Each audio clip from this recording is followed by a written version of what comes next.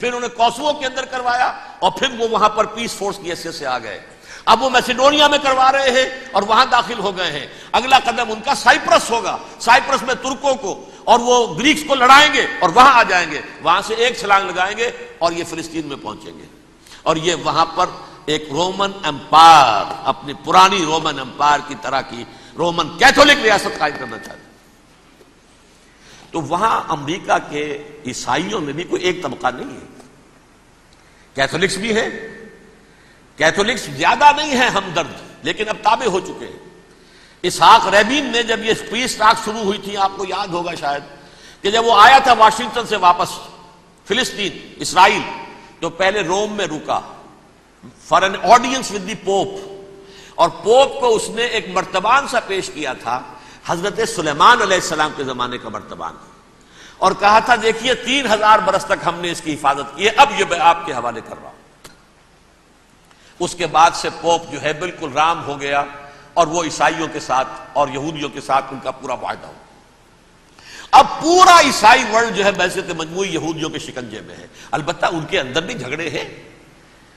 جو وہاں پر white Christian ملیشیاز ہیں وہ ایکسٹریمسٹ ہیں کیتھولکس. ان کے نزدیک دشمن نمبر 1 یہودی, دشمن نمبر 2 مسلمان, دشمن نمبر 3 جو یورپ میں کالے ہیں, ایفرو امریکن, چاہے وہ عیسائی ہو گئے ہوں, کوئی بھی ہو. یہ 3 دشمن ہیں جن سے انہوں نے کلینز کرنا ہے, صاف کرنا ہے ان کے خیال کے مطابق امریکہ کی سوسائٹی کو. اولاً یہود, پھر مسلمان, اور پھر یہ جو کالے ہیں. لیکن دوسری طرف پروٹیسٹنٹس کے اندر ایکسٹریمسٹ وہ ہیں جنہیں کہا جا رہا ہے یہ کرسچین زائنسٹ ہیں, یہ اسرائیل سے بڑھ کر سپورٹرز ہیں. بہرحال یہ اب جنگ ہوگی, اس کا نتیجہ کیا نکلے گا یہ تو اللہ ہی جانتا ہے. اب میں آخری بات کی طرف آ رہا ہوں. آخری نتیجہ تو جو بھی کچھ اپس اینڈ ڈاؤنز آئیں گے, تلک الایام نداولها بین الناس, آخری نتیجہ ڈراپ سین وہ یہ ہوگا کہ اللہ کے دین کا بول بالا ہوگا اور پوری دنیا پر محمد کے لائے ہوئے دین صلی اللہ علیہ وسلم کی حکومت قائم ہوگی. وہ گویا قیامت کی تمہید ہوگی, اس کے بعد بس قیامت آئے گی, کیونکہ مقصد کائنات, تخلیق کائنات پورا ہو جائے گا. پوری مخلوقات کے اندر مقصد تخلیق, کلائمیکس آف کریشن محمد الرسول اللہ صلی اللہ علیہ وسلم, دین کی تکمیل محمد الرسول اللہ صلی اللہ علیہ وسلم. اور اس خلافت عرضی کے لیے جو حضرت آدم کو خلافت دی گئی تھی, جب اس میں وہ خلافت پوری دنیا پر قائم ہو جائے گی, اس کا مقصد پورا ہو جائے گا. And that will be the beginning of the end. اس کے بعد قیامت ہے. آخری نتیجہ تو یہ نکلنا ہے. اس سے پہلے سزائیں ہمیں بھی مل رہی ہیں, اور یہاں میں کانٹے کی بات جو چھوڑ گیا تھا اس کو بیان کر دوں. اللہ نے اس مغضوب علیہم قوم کو, اس ملعون قوم کو کیوں اب تک چھوٹ دیے رکھی؟ میں بتا چکا ہوں یہ بڑے عذاب کے مستحق ہو چکے تھے حضرت عیسیٰ علیہ السلام کے زمانے میں, چھوٹ دی ہے, ابھی تک ہے, بلکہ ایک مرتبہ ابھارا ہے. 1900 برس کے بعد ابھرے ہیں یہ. بالفور ڈیکلریشن 1917, سن 70 عیسوی کے بعد, تقریباً 1900 برس, 1850 برس تو ہے کم سے کم. پھر creation of Israel 1948, 1967 extension of Israel, یروشلم پر قبضہ. یہ سارا جو ہے کیوں ہے؟ اللہ تعالیٰ اس خیر امت محمد صلی اللہ علیہ وسلم, اس کے بہترین حصے کو سزا ان ملعونوں کے ہاتھوں دے رہا ہے. کیوں؟ جو جرم انہوں نے کیا تھا وہی ہم نے کیا. انہوں نے اللہ کی کتاب کو پیٹھ کے پیچھے پھینکا, نبذ فریق من الذین اوتوا الکتاب کتاب اللہ وراء ظہورہم, ہم نے اپنی پیٹھوں کے پیچھے پھینکا کہ نہیں. کولونیل رول سے آزاد ہوئے, کہیں اسلامی قانون نافذ کیا, کہیں اسلامی نظام قائم کیا. تو جو جرم ان کا تھا وہی ہمارا ہے, اور ہم خیر امت ہیں, اور ہمارے میں سے خیر ترین عرب ہیں. ان پر اللہ کا فضل ان کی مادری زبان میں اللہ کی کتاب موجود ہے۔ پھر انہوں نے اللہ کے دین کو پیٹھ دکھائی۔ جو ملک آزاد ہوا کولونیل رول سے، یا اس نے قبلہ کر لیا اپنا ماسکو کی طرف یا کر لیا واشنگٹن کی طرف، کسی نے مکے کو قبلہ بنایا، یہ بدترین سزا ہے۔ ویل للعرب من شر قد اقترب۔ اور ترمذی شریف میں تو یہاں تک روایت ہے من اقتراب الساعۃ ہلاک العرب، قیامت کے قرب کی ایک نشانی یہ بھی ہوگی کہ عرب ہلاک ہو جائیں گے۔ ایک حدیث میں الفاظ آتے ہیں کہ حضور نے جب کہا یہ ہوگا یہ ہوگا یہ ہوگا یہ بربادی آئے گی، تو کسی زوجہ محترمہ نام میں بھول رہا ہوں، انہوں نے پوچھا کہ عرب اس دن کہاں ہوں گے؟ فرمایا العرب یومئذ قلیل، بہت کم ہوں گے۔ آخری خاتمہ ہونا ہے یہود کا حضرت مسیح علیہ السلام کے ہاتھوں۔ وہ عذاب جو 2000 برس تک ان سے ٹلا رہا وہ آئے گا، اور ان کے رسول ہی کے ہاتھوں آئے گا۔